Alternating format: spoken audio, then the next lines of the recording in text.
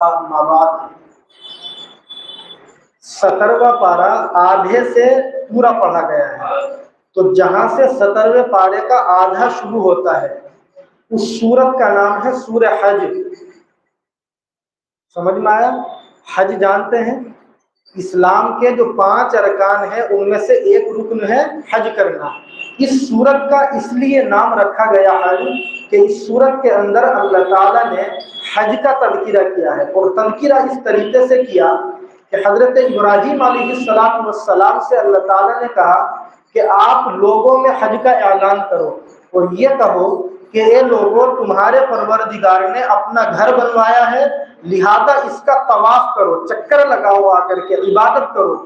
تو حضرت ابراہیم علیہ السلام نے کہا کہ اے میرے پروردگار، یہاں جنگل ہے، آپ جانتے ہیں اس زمانے میں انسان بھی کم رہتے تھے، تو انہوں نے کہا کہ میری آواز کن کن لوگوں کو پہنچے گی؟ اللہ تعالیٰ نے فرمایا کہ آپ کا کام ہے صرف اعلان کرنا، ہمارا کام ہے وہ آواز لوگوں تک پہنچانا۔ حدیث میں یہ ہے کہ حضرت ابراہیم نے جو آواز لگائی تھی، قیامت تک آنے والے مسلمانوں کے دماغوں میں، کانوں میں اللہ نے اس آواز کو داخل کیا، اور جن لوگوں نے حضرت ابراہیم کی آواز پر لبیک کہا ہوگا، لبیک کا مطلب میں حاضر ہوں، اور جتنی مرتبہ کہا ہوگا، مفسرین نے لکھا کہ اللہ تعالیٰ اس کو زندگی میں اتنی ہی مرتبہ حج کی توفیق عطا فرمائیں گے۔ اور یہ بات پریکٹیکل اس طرح سمجھ میں آتی ہے، کتنے لوگ وہ ہیں مسلمانوں میں جن کے پاس بے شمار دولت ہے، وہ مر جاتے ہیں لیکن حج کے لیے نہیں جا پاتے، اور کتنے مسلمان وہ ہیں جو بڑے غریب ہوتے ہیں، ان کے پاس کرائے کے پیسے بھی نہیں ہوتے سعودی جانے کے لیے، لیکن وہ کئی حج کرتے ہیں۔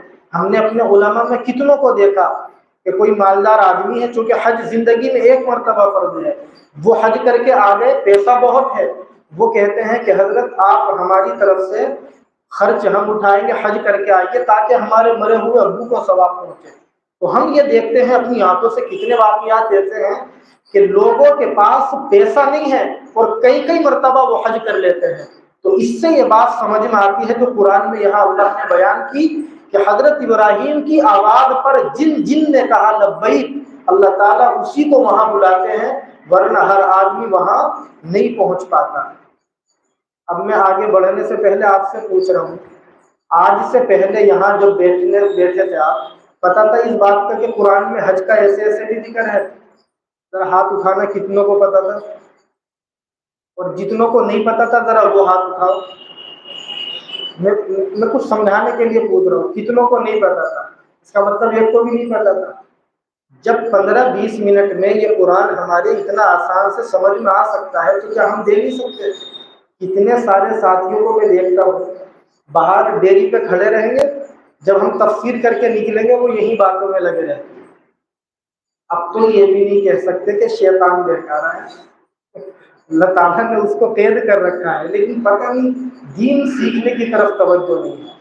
اللہ تعالیٰ نے اسی صورت کے اندر قرآن کریم کی یہ مضمون بیان کیا کہ اے لوگوں، اگر تم کو دوبارہ زندہ ہونے کی طرف سے شک ہے، لوگ اس زمانے میں شک کیا کرتے تھے، بلکہ آ کر کے کہتے تھے کہ اَإِنَّا لَمَبْعُوثُونَ خَلْقًا جَدِيدًا، کہ اے محمد، کیا ہم مرنے کے بعد جب ہڈی ہو جائیں گے، بالکل چورا ہڈیاں ہو جائیں گی، تو کیا اللہ تعالیٰ ہمیں دوبارہ زندہ کریں گے؟ ان کو شک تھا، تو قرآن نے ان کے شک کو دور کرنے کے لیے کیا غضب کی بات کہی ہے۔ آج کل کی جو میڈیکل سائنس ہے، آپ میں جو جانتے ہوں گے، وہ ملائیے گا اس چیز کو اس سے۔ اللہ فرماتے ہیں ہم نے تم کو مٹی سے پیدا کیا، نمبر 2 نطفے سے پیدا کیا، نمبر 3 جمے ہوئے خون سے پیدا کیا، نمبر 4 ہم نے تم کو بوٹی سے پیدا کیا۔ یہ 4 الفاظ قرآن نے استعمال کیے ہیں۔ میں نے خود اس آیت کی تفسیر میں وہ ریسرچ پڑھی ہے، رائٹنگ پڑھی ہے جو باضابطہ مضمون لوگوں نے لکھے ہیں، آج کل پی ایچ ڈی کیے ہوئے لوگ لکھتے ہیں۔ انہوں نے لکھا کہ جب انسان اپنی بیوی سے ملاقات کرتا ہے تو جو وائٹ پانی عورت کی بچہ دانی میں پہنچتا ہے، تو اللہ تعالیٰ اس کو کئی مرحلوں سے گزارتے ہیں۔ پہلے راؤنڈ میں وہ اسی حالت میں رہتا ہے، اور دوسرے راؤنڈ میں اللہ تعالیٰ فرماتے ہیں وہ جمع ہوا خون بن جاتا ہے. پھر تیسرے راؤنڈ میں اللہ تعالیٰ اس جمے ہوئے خون کو لوتھڑے کی شکل دے دیتے ہیں. پھر اس لوتھڑے کے اوپر چوتھے راؤنڈ میں اللہ تعالیٰ ہڈیوں کو چڑھا دیتے ہیں. اور جب 120 دن مکمل ہو جاتے ہیں اللہ تعالیٰ اس بچے کے اندر بدن میں جان ڈال دیتے ہیں. اسی لیے علماء نے لکھا ان آیتوں کی تفسیر میں کہ اگر کوئی عورت 120 دن حمل کو ٹھہر جانے کے بعد میں اپنے پیٹ سے بچے کو ختم کرا دیتی ہے، آج کل بہت لوگ کرا دیتے ہیں، تو اس کو اتنا گناہ ملے گا جتنا گناہ انسان کو کسی قتل کرنے پر دیا جاتا ہے. جائز نہیں ہے چونکہ اللہ تعالیٰ بچے کے اندر جان ڈال دیتے ہیں. تو ابھی پرسوں کی بات ہے غالباً، کل BBC نے اس کو کور کیا، یہ جو سدھو موسے والا تھے تو ان کی امی کی 65 سال ایج ہے، 65 ہی ہے غالباً، ان کے بچہ ہوا ہے اور اس کا کیا پروسیجر ہوا ہے آپ پڑھیے گا یہاں سے جا کر کے. میں نے رات کو پوری تحریر پڑھی اور میں نے ان آیتوں سے میچ کی تو سمجھ میں آتا ہے کہ اللہ تعالیٰ اپنی قدرت کے ذریعے جو مضامین 1500 سال پہلے قرآن میں بیان کر چکے ہیں آج میڈیکل سائنس ترقی کر کے ان کو ہمارے سامنے رکھتے ہیں. تو یہ یاد رکھیں گے کہ قرآن نے اس طریقے سے بچے کی پیدائش کا ذکر کیا اور بعد میں فرمایا کہ اے لوگوں اگر تمہیں یہ شک ہے کہ ہم مرنے کے بعد تمہیں دوبارہ زندہ کریں گے یا نہیں کریں گے تو تم اپنی پیدائش کے بارے میں غور کرو کہ ہم تمہیں کس طریقے سے مرحلے کے ذریعے سے آگے بڑھا کر کے زندگی عطا کرتے ہیں. تو جو اللہ اتنے سارے راؤنڈ میں انسان کو ماں کے پیٹ میں رکھ کر کے زندہ باہر نکال سکتا ہے اس اللہ کے لیے کوئی مشکل نہیں ہے کہ وہ مرنے کے بعد میں انسان کو دوبارہ زندہ کرے. اس پارے کے اخیر میں ایک آیت ہے جس آیت کو علماء نے لکھا ہے کہ سجدے کی آیت ہے، لیکن جو امام شافعی رحمۃ اللہ علیہ کو ماننے والے ہیں وہ اس آیت پر سجدہ کرتے ہیں، احناف نہیں کرتے. اب یہاں بھی میں یہ بات کہوں گا کہ اگر ایجوکیٹڈ امام ہو، اچھا مفتی ہو، مسائل جاننے والا ہو تو فائدہ کیا ہوتا ہے. علماء نے یہ مسئلہ لکھا کہ امام شافعی رحمۃ اللہ علیہ کے نزدیک اس آیت پر سجدہ کرنا واجب ہے، امام ابو حنیفہ کے نزدیک واجب نہیں ہے. لیکن پھر بھی اگر امام اس آیت کو نماز میں پڑھے تو اعلیٰ درجے کی بات یہ ہے کہ اس آیت پر رکوع کر لے اور اسی رکوع میں سجدے کی نیت کر لے تاکہ دونوں اماموں کے نزدیک عمل بھی ہو جائے اور سجدہ نہ کرنے کا گناہ بھی نہ ملے. چنانچہ ہم نے اس پر سجدہ رکوع کیا اور رکوع میں سجدے کی نیت کی. تو یہ چیزیں بتلا کر میں آج آپ کو بیچ بیچ میں بہت احساس دلاؤں گا کہ ضرورت اس بات کی ہے کہ ہم قرآن کریم کو سمجھیں. قرآن کو سمجھیں گے تو چیزیں انشاءاللہ کلیئر ہو جائیں گی. آگے 18واں پارہ شروع ہوتا ہے. 18ویں پارے کے اسٹارٹنگ میں ایک سورت ہے سورہ مؤمنون. کیا نام ہے؟ سورہ مؤمنون. مؤمنون کا مطلب بہت سارے ایمان والے. اس لیے اس سورت کو یہ نام دیا گیا کہ اللہ تعالیٰ نے یہاں ایمان والوں کی کچھ خوبیوں کو بیان کیا. وہ 7 خوبیاں ہیں، میں جلدی جلدی ان کو ذکر کر دیتا ہوں. اللہ فرماتے ہیں نمبر 1 وہ ایمان والے جو اپنی نمازوں میں خشوع خضوع اختیار کرتے ہیں، یعنی سنت کے مطابق وہ نمازیں ادا کرتے ہیں، ان کا دماغ ادھر ادھر نہیں رہتا. مفتی تقی عثمانی صاحب پاکستان کے ہیں اور اس وقت دنیا کے سب سے بڑے مفتی. ان سے کسی نے پوچھا کہ حضرت یہ بتلائیے کہ نماز میں ادھر ادھر جو دماغ جاتا ہے اس سے بچنے کا کیا طریقہ. انہوں نے بتلایا کہ آپ نماز میں جو پڑھتے ہیں اس کے ترجمے پہ دماغ لگایا کرو کہ ہم کیا پڑھ رہے ہیں. جیسے سبحان ربی العظیم تو ہم اس کے ترجمے پہ غور کریں کہ میں پاکی بیان کرتا ہوں اپنے اس رب کی جو عظمت والا ہے. ہم تو روزانہ فجر میں بتلاتے ہیں نا الحمد کا ترجمہ چل رہا ہے. تو جب ہم اس پہ دماغ لگائیں گے تو پھر دماغ ادھر ادھر نہیں جائے گا اور نماز ہماری سنت کے مطابق ہوگی. جو نماز اس وقت ہوگی جب ہم ترجمے کو سامنے رکھ کر کے کریں گے. اللہ فرماتے ہیں کہ وہی ایمان والے کامیاب ہیں جو اپنی نمازوں میں خشوع اختیار کرتے ہیں، یعنی ادب اور سنت کے دائرے میں وہ نمازیں ادا کرتے ہیں. نمبر 2 وہ ایمان والے کامیاب ہیں جو لغو باتوں سے بچتے ہیں۔ لغو باتوں کا مطلب یہاں سے نکلے باہر کھڑے ہو گئے، کیا چل رہا ہے آج کل، کیجریوال کو گرفتار کر لیا ہے، کیجریوال سے ہمارا کیا لینا ہے؟ ٹھیک ہے، لینا دینا ہے، ضرورت ہے، پولیٹکس کی جانکاری ہونی چاہیے، لیکن کیا ضرورت ہے کہ آدھا گھنٹہ ہی کیجریوال پہ لگائے گا؟ پھر گھر جائیں گے تو جھارکھنڈ کے وزیر اعلیٰ کون تھے، ہے نا، ان کے اوپر باتیں کریں گے، پھر کسی اور ٹاپک پہ۔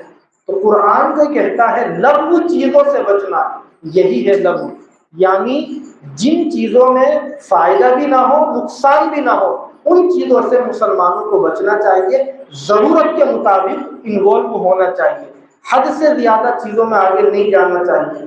نمبر 3، وہ ایمان والے کامیاب ہیں جو اپنے مال کی زکوٰۃ ادا کرتے ہیں۔ آپ کو ایک حیران کن بات بتلاؤں، مجھ سے 2-3 دن پہلے ایک ساتھی ملے، وہ مجھ سے کہنے لگے کہ امام صاحب مدرسے میں آپ کے کچھ پیسے دینے ہیں۔ میں نے ان سے پوچھا کہ پیسے زکوٰۃ کے دینے ہیں یا امداد کے؟ کہنے لگے یہ زکوٰۃ کیا ہوتی ہے؟ سمجھ رہے ہیں آپ؟ مسلمان اگر 35-40 سال کی عمر میں ہے اور اسے یہ بھی نہیں پتا کہ زکوٰۃ ہوتی کیا ہے، تو کیا وہ مسلمان اپنے آپ کو مسلمان کہہ سکتا ہے مسلمان؟ نہیں۔ کیا کہیں گے آپ اس مسلمان کے بارے میں؟ نماز، روزہ، زکوٰۃ، حج اور کلمہ پڑھنا، یہ 5 پلر ہیں اسلام کے، اور جس بندے کو 35-40 سال کی عمر تک زکوٰۃ کا نام تک نہ پتا ہو، وہ مسلمان کیسے اپنے بارے میں یہ کہہ سکتا ہے کہ میں مسلمان؟ یعنی بیسک چیز ہے یہ، بیسک، یہ ایسے ہے کہ اس کے بغیر کام چل ہی نہیں سکتا۔ تو اپنی زکوٰۃ حساب لگا کر کے ادا کرے۔ نمبر 4، جو اپنی شرمگاہوں کی حفاظت کرتے ہیں، زنا نہیں کرتے۔ نمبر 5، جو امانت میں خیانت نہیں کرتے۔ امانت میں خیانت کا مطلب کسی نے پیسے دیے تو اس میں گڑبڑی نہ کی جائے، کسی نے کوئی بات بتلائی ہے اس کو ادھر ادھر نہ کیا جائے۔ اور نمبر 6، اپنے عہد کا خیال کرتے ہیں، کسی سے کوئی وعدہ ہے تو اس وعدے کو وہ پورا کرتے ہیں۔ اور نمبر 7، نمازوں کی پابندی کرتے ہیں۔ اللہ فرماتے ہیں جو مسلمان ان 7 کاموں کو کرتے ہیں وہ مرنے کے بعد جنت الفردوس کے وارث ہوں گے۔ حدیث میں آتا ہے کہ جب تم مانگا کرو جنت تو اللہ سے جنت الفردوس مانگا کرو، کیونکہ جنت کے باغوں میں سب سے اعلیٰ درجے کا جو باغ ہے وہ جنت الفردوس ہے۔ پورے قرآن میں اللہ نے اس ترتیب کے ساتھ جنت الفردوس کا ذکر صرف یہاں کیا، اور فرمایا جن کے اندر یہ خوبیاں ہیں اللہ تعالیٰ ان کو جنت الفردوس کا وارث بنائیں گے، اور یہ بھی فرما دیا کہ کبھی بھی زندگی میں ان کو جنت سے نہیں نکالا جائے گا۔ آگے اللہ نے اپنی قدرت کو بیان کیا اور فرمایا کہ اللہ وہ ہیں جنہوں نے تمہارے سننے کے لیے تمہیں کان دیے، دیکھنے کے لیے تمہیں آنکھیں دی، اور دل بھی تمہارے سینے کے اندر داخل کر دیا۔ اب اللہ فرماتے ہیں کہ وہی اللہ جس نے تم کو زمین میں پھیلایا، وہی اللہ جو تمہیں زندگی بھی دیتا ہے اور تمہیں موت بھی دیتا ہے، اتنی طاقت والا ہے کہ رات اور دن کا آنا جانا یہ سب اسی کے قبضے میں ہے۔ اللہ کی قدرت سمجھنے کے لیے رات اور دن کا بدلنا بھی بہت بڑی چیز ہے سمجھنے کے لیے، ورنہ پوری دنیا کی طاقت مل کر کے بھی اگر یہ چاہے کہ آج رات کو رات ہی رہنے دے، دن نہ ہونے دے، سورج نہ نکلے، کیا پوری دنیا ایسا کرنے پر قادر ہے؟ بالکل نہیں ہے۔ اس سے پتہ چلتا ہے کہ اللہ تعالیٰ بہت بڑی طاقت اور قوت والے ہیں۔ یہاں اللہ نے اپنی طاقت اور قوت کے مضامین کو بیان کیا۔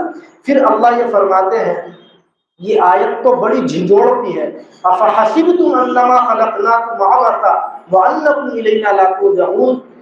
یہ آیت وہ ہے جو فلسطین کے بچے پچھلے 2.5 مہینوں سے پڑھ رہے ہیں۔ اس کا ترجمہ دیکھیے، کیا تم یہ سمجھتے ہو کہ ہم نے تمہیں بیکار پیدا کیا، اور کیا تم یہ سمجھتے ہو کہ تم مرنے کے بعد ہماری طرف واپس نہیں آؤ گے؟ یہ آیت کا ترجمہ ہے۔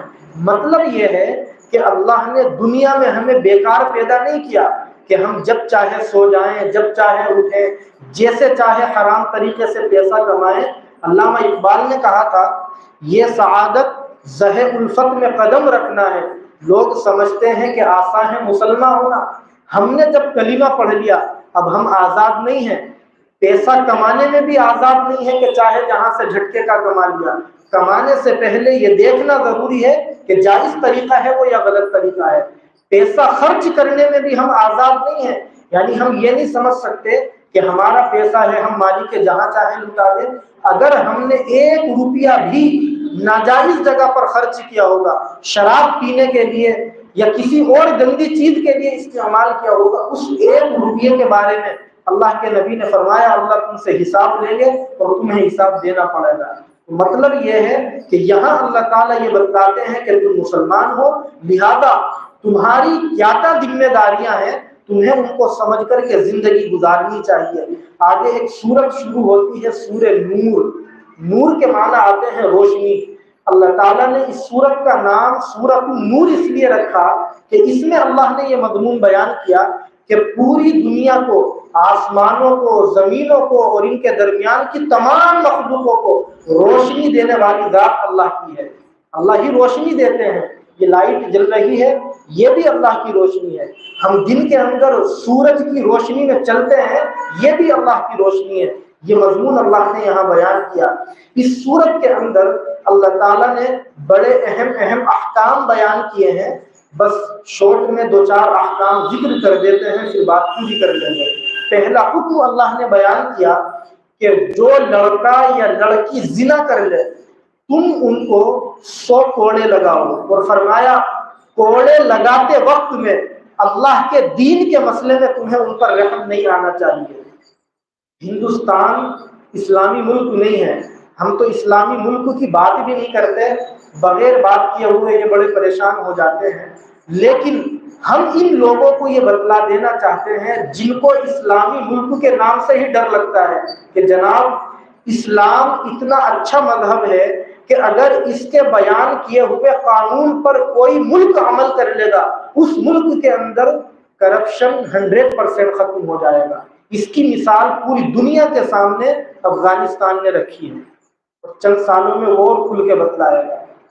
قرآن کے احکام پر آپ غور کریں، فرض کریں ہمارے اس جیت پور کے اندر پتہ چل جائے کہ بھائی فلاں لڑکے نے فلاں لڑکی کے ساتھ نعوذ باللہ زنا کیا، اسلامی حکومت ہو، قاضی جی کے سامنے بات آئے گی، قاضی جی اعلان کریں گے جمعے کے دن، اسلامی طریقہ یہ ہے کہ بھائی 3 بجے NTPC گراؤنڈ میں سارے مسلمان جمع ہو جانا۔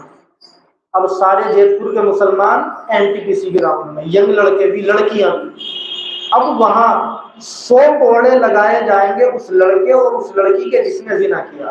اب مجھے بتلائیے جتنے مسلمان وہاں پر جمع ہوں گے کیا ان میں سے کسی کی ہمت ہوگی کسی کی لڑکی پر ہاتھ ڈالنے کی؟ بتلائیے۔ یہ ہے قرآن کا فیصلہ، اگر اس پر عمل کر لیا جائے تو زندگی کے اندر جس ملک کے اندر عمل ہوگا وہاں سے سارے فتنے ختم ہو جائیں گے۔ آگے اللہ فرماتے ہیں دوسرا حکم، جو مسلمان عورتوں کے اوپر بھولی بھالی لڑکیوں پر زنا کا الزام لگا دیتے ہیں اور 4 گواہ اپنی بات پر وہ پیش نہیں کر پاتے، اللہ فرماتے ہیں انہیں 80 کوڑے لگاؤ اور زندگی میں کبھی ان کی گواہی کو قبول مت کرو۔ مجھے بڑا اچھا لگتا ہے کہ اللہ کی ذات کتنی اعلیٰ درجے کی ہے۔ یہ حکم جب ہم پڑھتے ہیں آپ غور کریں، اسلامی حکومت ہو، ایک لڑکا قاضی جی کے پاس آئے اور یہ کہے کہ حضرت ہم نے دیکھا ہے کہ فلاں کے لڑکے نے اس کی لڑکی کے ساتھ زنا کر لیا، اسلامی طریقہ یہ ہے قاضی جی کہیں کہ 3 گواہ اور لے کر کے آؤ۔ اگر وہ لڑکا اپنے ساتھ 3 گواہ اور لے کر آ جائے کتنے ہو جائیں گے؟ 4۔ اب قاضی جی اس لڑکے اور لڑکی پر 100 کوڑے لگائیں گے جو کہ مسئلہ ہے، لیکن اگر اس آدمی نے 3 گواہ پیش نہیں کیے تو الٹا اسی آدمی کے اوپر 80 کوڑے لگائے جائیں گے۔ اب آپ غور کرو، یہ جو آئے دن ناٹک بازی چلتی ہے مسلمانوں کے محلے میں، ایک مسلمان کا کسی مسلمان سے پنگا ہو جائے، اب اسے بدلہ اس سے لینا ہے تو سب سے آسان طریقہ کیا ہے؟ کسی بھی لڑکی کو پیسے دے کے تیار کرتے ہیں، مارکیٹ میں ایسی لڑکیاں بھی ہیں، اور اس آدمی کی عزت کا جنازہ نکال دیتے ہیں، جو مسلمانوں کے سماج میں ہوتا ہے۔ لیکن اگر اسلامی حکومت ہو اور جو انسان کسی عورت کے اوپر الزام لگا دے اور الٹا اسی کے اوپر 80 کوڑے لگا دیے جائیں، بتلائیے کیا کسی مسلمان کی ہمت ہوگی کہ کسی آدمی کو وہ بدنام کر دے اور اس کی عزت پہ ہاتھ ڈال دے؟ اور اللہ نے، میں نے پڑھا، خود کتاب کی بات کر رہا ہوں، 4 گواہ کیوں کہے؟ تاکہ ایک دوسرے کے عیب کو چھپانے کی بھی مسلمانوں میں عادت پڑ جائے۔ کیوں؟ آپ غور کریں، ایک آدمی نے دیکھا کہ ایک لڑکا کسی لڑکی کے ساتھ غلط کام کر رہا ہے، اب اتنے وہ 3 کو اور بلا کے لائے گا تو وہ ہٹ جائیں گے۔ جب وہ ہٹ جائیں گے تو اس آدمی کو شریعت میں یہ حکم دیا کہ اب تم اس کے عیب پر پردہ ڈال دو، اگر اچھالو گے تو 80 کوڑے الٹے تمہارے لگیں گے۔ اللہ کے نبی کے پاس ایک صحابی پہنچتے ہیں، کہتے ہیں کہ یا رسول اللہ، میں نے غلط کام کر دیا، یہ زنا والا۔ اللہ نے اپنے نبی کے صحابہ کے دور میں سارے وہ کام کروا دیے جو قیامت تک ہوں گے، تاکہ نمونے کے طور سے ہمارے پاس مثالیں موجود رہیں۔ اللہ کے نبی کے بارے میں آتا ہے کہ آپ نے اس کی بات سنی اور چہرہ ادھر کو پھیر لیا۔ وہ صحابی تھے، جانتے تھے کہ میرے گناہ کا جب تک مجھے سزا نہ دے دی جائے تو میں معاف نہیں کیا جاؤں گا، اور وہ چاہتے تھے مجھے معاف کیا جائے۔ ادھر کو آئے اللہ کے نبی کے چہرے کے سامنے، یا رسول اللہ، میں نے غلط کام کر لیا۔ حضور نے اپنا چہرہ ادھر کو موڑ لیا۔ وہ پھر ادھر آئے، یا رسول اللہ، میں نے غلط کام کر لیا۔ کئی مرتبہ حضور گھومتے رہے، وہ آپ کے پیچھے گھومتے رہے۔ کیوں؟ آپ چاہتے تو پہلی مرتبہ اس کی بات کو مان کر اس پر کوڑے لگوا سکتے تھے، صرف یہ بتلانا چاہتے تھے اپنے امتیوں کو کہ بھائی کسی کے اگر عیب کا تمہیں پتہ بھی چل جائے اسے چھپایا کرو۔ اور ہم مسلمانوں کا کام یہ ہے کہ عیب اگر کسی کے اندر نہ بھی ہو تو اس کے اندر 70 باتیں پیدا کر کے جب تک اس کی عزت کا جنازہ نکال دے تو ہم یہ سمجھتے ہیں کہ صاحب ہم نے کوئی کام نہیں کیا۔ آج سن کر کے ہم عمل کرنے والے، میں بھی عمل کروں، آپ بھی عمل کریں گے انشاءاللہ۔ حدیث میں ہے من ستر مسلما سترہ اللہ یوم القیامہ، جس نے کسی مسلمان کے عیب کو، گناہ کو چھپایا، کل قیامت کے دن اللہ تعالیٰ اس کے گناہوں کو چھپائیں گے۔ اور اگر کسی نے کسی کے عیب کے اوپر اور چیزیں بڑھا کر کے آگے کہی اور اس کی عزت کے اوپر حملہ کیا، کل اللہ علی رؤوس الخلائق، ساری مخلوق کے سامنے اس کو ذلیل کر دیں گے۔ اس سے بچنا چاہیے۔ ایک آخری قصہ جو اللہ نے یہاں بیان کیا ہے وہ حضرت عائشہ رضی اللہ تعالی عنہ کا قصہ ہے۔ میری ریکویسٹ ہے آپ سے، اپنے اپنے گھر پر جا کر کے گوگل کیجئے اور قصے کو پڑھیے گا۔ اس قصے کا نام ہے واقعہ افک۔ کیا ہے واقعہ؟ تو جانتے ہیں بھائی کیا واقعہ پیش آ گیا؟ افک، اس قصے کو کہا گیا۔ افک کا مطلب ایک جھوٹا قصہ۔ میں اس قصے کو شورٹ میں بیان کر دوں اگر آپ کی اجازت ہو تو 2-4 منٹ میں۔ حضرت عائشہ رضی اللہ تعالی عنہ، آپ جانتے ہیں اللہ کے نبی کی سب سے لاڈلی بیوی ہے، سب سے زیادہ چہیتی، اور کس کی بیٹی ہیں؟ حضرت ابو بکر صدیق رضی اللہ تعالی عنہ کی بیٹی ہے۔ اللہ کے نبی کی لاڈلی بیوی اور صدیق اکبر جو نبیوں کے بعد سب سے اعلیٰ درجے کے انسان ہیں، ان کی بیٹی ہے۔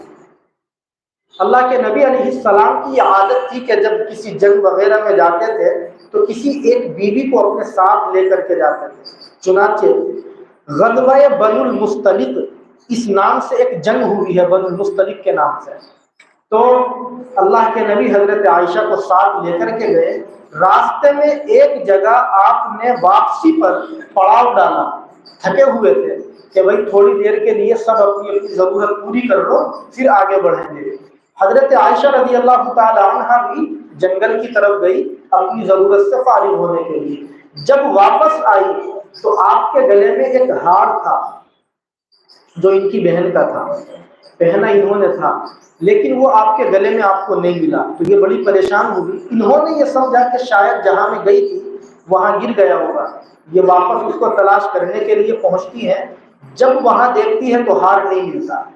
تھوڑی دیر کے بعد پریشان ہو کر کے واپس آ جاتی ہیں۔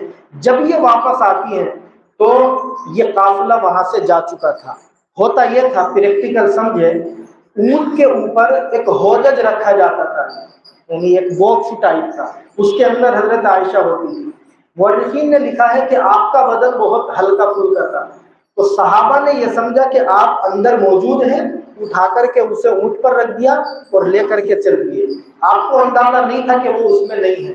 جب آپ واپس آتی ہیں اور دیکھتی ہیں کہ قافلہ جا چکا تو بڑی پریشان ہوئی. آپ وہیں چادر اوڑھ کر کے لیٹ گئی.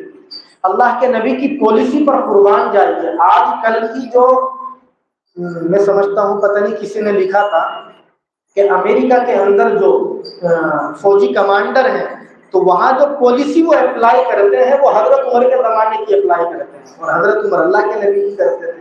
اللہ کے نبی علیہ السلام کی عادت تھی کہ ایک آدمی کو سب سے پیچھے چلنے کے لیے بولتے تھے، اس لیے کہ یہ جو قافلہ آگے گیا ہے اس کا کوئی سامان اگر گرا جائے گا تو یہ اٹھا کر کے اس کو لے کر کے آ جائیں گے. یہ ذمہ داری دی گئی تھی حضرت صفوان ابن معطل کو. حضرت صفوان نام بھی رکھتے ہیں نا ہم بچوں کا، صفوان، تو یہی نام کے صحابی تھے. بہرحال یہ پیچھے سے آئے تو جب پردے کا حکم نازل نہیں ہوا تھا، انہوں نے حضرت عائشہ کو دیکھ رکھا تھا. حضرت عائشہ سوئی ہوئی ہیں، چہرے سے آپ کے چادر کو ہوا سے اڑی ہوئی ہے. انہوں نے دیکھا کہ اما عائشہ، فوراً ان کی زبان پر وہ لفظ آیا جو مصیبت کے وقت میں آتا ہے. کیا ہے؟ انا للہ و انا الیہ راجعون. انہوں نے یہ جملہ پڑھا، حضرت عائشہ کی آنکھ کھل گئی. فوراً یہ بیٹھی ہوئی، اپنے آپ کو پردے میں کیا اور انہوں نے بتلایا. حضرت عائشہ رضی اللہ تعالی عنہ اپنے ہودج میں بیٹھی. صفوان ابن معطل نے اونٹ کو بٹھایا اور وہاں سے چلے. بعض مورخین نے لکھا کہ جب اونٹ کھڑا ہوا تو اسی اونٹ کے نیچے وہ ہار پڑا ہوا تھا، لیکن اللہ تعالیٰ کچھ اور دینا چاہتے تھے امت کو پیغام، اس لیے یہ قصہ پیش آیا. اب ہوا یہ، حضرت صفوان ابن معطل رضی اللہ تعالی عنہ اور حضرت عائشہ جنگل کی طرف سے جب مدینے میں پہنچتے ہیں تو ایک انسان تھا جس کا نام تھا عبداللہ ابن ابی ابن سلول. نام یاد رکھیں گے، عبداللہ نام تھا اس کا. اس کے بارے میں آتا ہے یہ منافقوں کا سردار تھا اور سب سے بڑا بدماش، اللہ کے نبی کا سب سے بڑا دشمن، ایمان کا سب سے بڑا دشمن، اللہ کے نبی کے ساتھیوں کا سب سے بڑا دشمن.